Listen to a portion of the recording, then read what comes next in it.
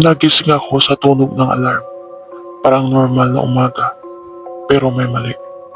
Hindi ko maramdaman ang bigat ng katawan ko.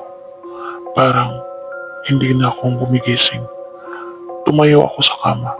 Sa salamin, siya ang gumalaw muna. Ako ang sumunod. Hindi na ako ang nauuna. Bumaba ako sa kusina. Nandoon si Mama. "Anak, okay ka lang ba?" Umiti ako. Pero hindi ko kontrol ang ngiti.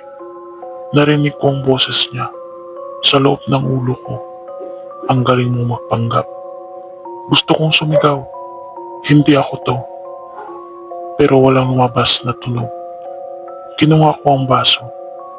Pero hindi ko gustong uminom. Siya ang uminom. Pumihalos ang kamay ko na parang hindi akin. Sa salamin sa kusina, nakita ko siya. Nakatayo sa likod ko. Humiti. At doon ko naalala. Palagi siyang nasa likod ko. Simula pa noon, bata pa lang ako. May kausap daw akong hindi nila nakikita.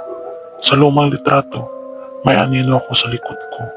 Laging nandoon, kahit saan. At ngayon, siya na ang nasa harap.